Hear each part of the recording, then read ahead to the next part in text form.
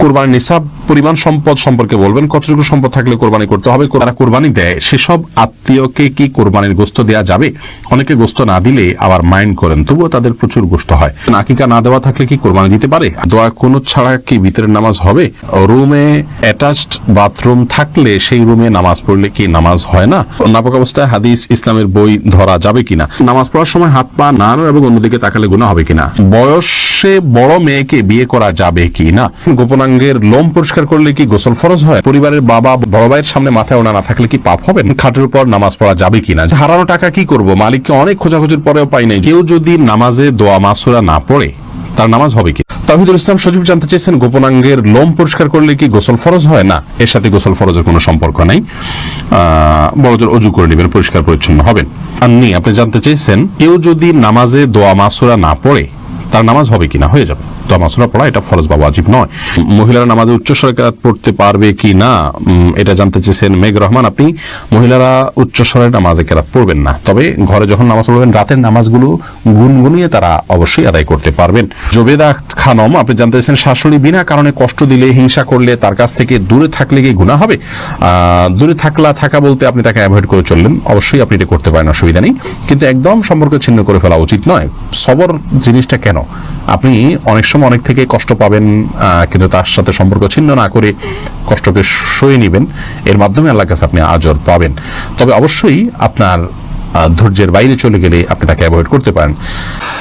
এরপরে সুইটি আহমেদ জানতে চাইছেন, গীবতকারী আত্মীয়ের সাথে সম্পর্ক না রাখলে কি গুনাহ হবে? গীবতকারী আত্মীয়ের সাথে সম্পর্ক যদি কেউ না রাখেন তাহলে সেক্ষেত্রে অবশ্যই গুনাহ হবে, কারণ গীবত করার কারণে কারোর সাথে সম্পর্ক ছিন্ন করা যাবে না। তিনি অপরাধ করছেন, অপরাধীর সাথে সম্পর্ক ছিন্ন করার নির্দেশ ইসলাম দেয়নি যদি তিনি রক্ত সম্পর্কে আত্মীয় হন।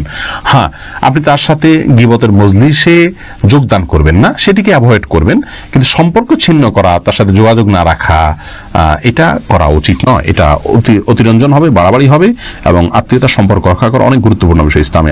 ইসমাইল দেওয়ান জানতে চেয়েছেন, পেঁয়াজ খেয়ে মসজিদে গেলে কি গুনাহ হবে? পেঁয়াজ বলতে কাঁচা পেঁয়াজ যদি খান, কাঁচা পেঁয়াজ খেয়ে সেই অবস্থায় মসজিদে যাওয়া নিষেধ, হাদিসে স্পষ্ট নিষেধ আছে। তার কারণ হলো মসজিদে ফেরেশতা থাকে, অন্য মানুষরা আছেন, কাঁচা পেঁয়াজ খেলে মুখে দুর্গন্ধ হয়, সেই দুর্গন্ধ নিয়ে মসজিদে গেলে আশপাশের লোকদের কষ্ট হবে, ফেরেশতাদের কষ্ট হবে, সেজন্য হাদিসে নিষেধ আছে।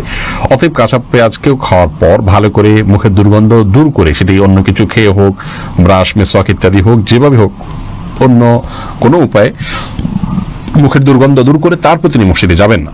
এরপরে মাজার ইসলাম জানতে চেয়েছেন, হারানো টাকা কি করব? মালিককে অনেক খোঁজাখুঁজির পরেও পাই নাই। যদি পরিমাণ অনেক অল্প হয়, আপনি গরিব হলে আপনি নিজে খেয়ে ফেলতে পারেন অথবা অন্য কাউকে দান করে দিতে পারেন। আর যদি অনেক বেশি হয় তাহলে যথেষ্ট খোঁজাখুঁজি করার পর, যথাযথ উপায়ে খোঁজাখুঁজি করার পর, বিজ্ঞপ্তি দেওয়ার পর, আশেপাশে ঘোষণা দেওয়ার পর কোনোভাবে পাওয়া না গেলে, পাওয়ার আশা ছেড়ে দিলে আপনি এই টাকাটা কোনো গরিব দুঃখীকে দান করে দিতে পারেন।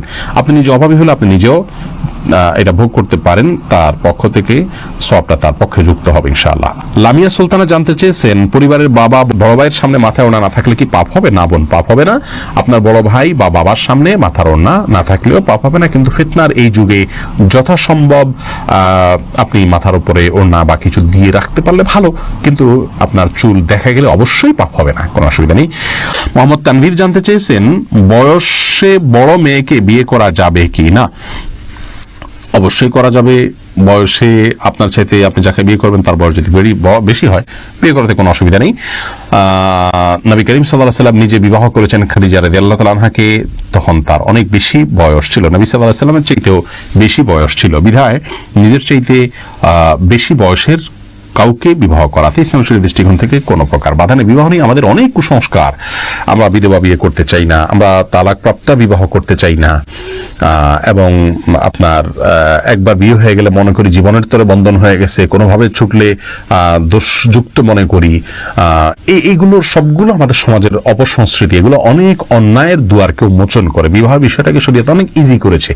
সাহাবা ইকরাম পুরুষ হয়তো একাধিক বিয়ে করছেন, সেটাও যেমন তাদের কাছে স্বাভাবিক ছিল, নারীদেরও একাধিক জায়গা বিয়ে হচ্ছে, সেটা সম্পূর্ণ স্বাভাবিক মনে করা হচ্ছে। এখন 2-3 জায়গা বিয়ে হলে, তালাক হলে তাকে মানুষ মনে করে যে লোকটা খারাপ বা ভালো মানুষ নয়। এটি সম্পূর্ণ একটি ষড়যন্ত্র অংশ। ইবলিস আমাদের সমাজকে অস্থিতিশীল করবার জন্য এই কালচারগুলো প্রবেশ করে দিয়েছে সমাজে।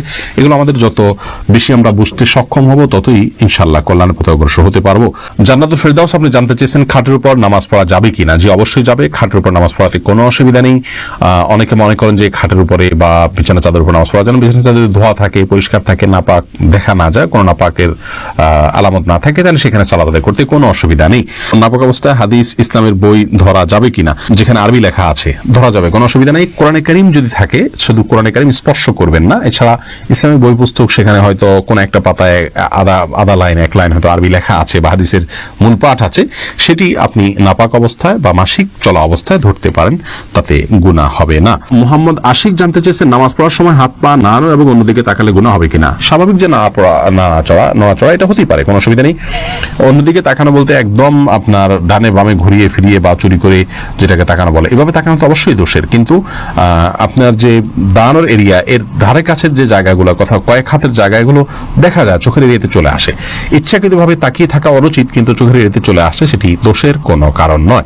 রাকিবুল ইসলাম জানতে চেয়েছেন দোয়া কুনুত ছাড়া কি বিতরের নামাজ হবে। দেখুন, দোয়া কুনুত এটি বিতরের জন্য ওয়াজিব। অনেক উলামা ইকরাম এটিকে সুন্নাহ বলেছেন, যেমন আরবিয়ান স্কলাররা, সৌদি উলামা ইকরাম এটিকে সুন্নাহ বলেছেন। তো সাধারণ এবং স্বাভাবিক অবস্থাতে বিতরের নামাজ এটিতে দোয়া কুনুত পড়া উচিত এবং কোনো কারণ ছাড়া দোয়া কুনুত ছাড়া নামাজ পড়া উচিত নয়। হ্যাঁ, কেউ মুসলিম হলেন, তিনি জানেন না, তাহলে তার জন্য জায়েজ আছে। বিকল্প হিসাবে তিনি যে কোনো দোয়া ওই জায়গায় দাঁড়িয়ে করলেন আল্লাহর কাছে, তাতে ইনশাআল্লাহ বিদিনিল্লাহ তার বিতরের সালাত আদায় হয়ে যাবে, কিন্তু এটাকে নিয়ম বানিয়ে নেওয়া উচিত নয়।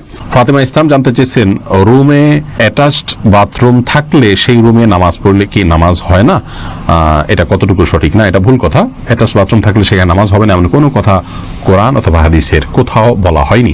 এটা যদি কেউ বলে থাকে তাহলে সেটি তার পক্ষ থেকে অতিরঞ্জন অথবা মন গড়া কথা ছাড়া আর কিছু নয়। এমডি জাহিদুল ইসলাম জানতে চেয়েছেন আকিকা না দেওয়া থাকলে কি কোরবানি দিতে পারে। আকিকার সাথে কোরবানি কোনো সম্পর্ক নেই, দুটো সম্পূর্ণ দুই ধরনের ইবাদত। আকিকা না থাকলেও কোরবানি দিতে পারেন, আকিকা না দিলেও কোরবানি দিতে পারেন। মালিক শাহ জাইন আপনি জানতে চেয়েছেন যারা কোরবানি দেয় সেসব আত্মীয়কে কি কোরবানির গোশত দেওয়া যাবে। অনেকে গোশত না দিলে আবার মাইন্ড করেন, তবুও তাদের প্রচুর গোশত হয়। কোরবানি দিলেও কাউকে কোরবানির গোশত দেওয়া যেতে পারে, কারণ আল্লাহ রাব্বুল আলামিন কোরবানির গোশত সম্পর্কে কোরআন কারীমে একাধিক জায়গায় বলেছেন যে নিজে খাও এবং যারা অভাবী নন তাদেরকে, অন্য মানুষদেরকেও দাও, যারা অভাবী মানুষের কাছে চায় তাদেরকেও দাও। তার মানে এখানে আত্মীয় স্বজন যারা সলভেন্ট আছেন, আত্মীয়তার বন্ধন স্বরূপ তাদের জন্য কিছু হাদিয়া আপনি পাঠাতে পারেন, এতে কোনো দোষের কিছু নেই। এরপরে নাইমুল হক আজাদ জানতে চেয়েছেন কোরবানির নিসাব পরিমাণ সম্পদ সম্পর্কে বলবেন, কতটুকু সম্পদ থাকলে কোরবানি করতে হবে। কোরবানির নিসাব হলো জাকাতের নিসাব। একজন মানুষের কাছে 595 গ্রাম রূপা বা তার সমমূল্য যদি থাকে তাহলে তার উপরে কোরবানি বর্তাবে, এবং সেই নিসাবটি হলো বর্তমান বাজার মূল্য হিসাব করলে আপনার 595 গ্রাম রূপার যে মূল্য আছে সেটি হয়তো 40 বা 50 হাজার টাকা বা তার কাছাকাছি ফিগারে থাকবে। অতএব আপনি কোরবানির নিসাব যেটা যাকাতের নিসাব সেটিকেই ধরে নেবেন। যদিও এর আগে আমরা শুরুতেই বলেছি যে কোরবানি যে ব্যক্তি করার সামর্থ্য রাখেন তার উপর কোরবানিটি বর্তায়, এর জন্য নিসাব কোনো আবশ্যক নয়, এমনটি মত দিয়েছেন সৌদি আরব উলামা ইকরাম এবং অন্যান্য মাযহাবে। হানাফি মাযহাব বা আমাদের উলামা ইকরাম বা আমাদের দেশের যে school of thought Ulama Ikram follow করে থাকেন, সেটিতে আপনার জাকাতের নিসাব হলে তখন কোরবানি আবশ্যক হবে বা বর্তাবে।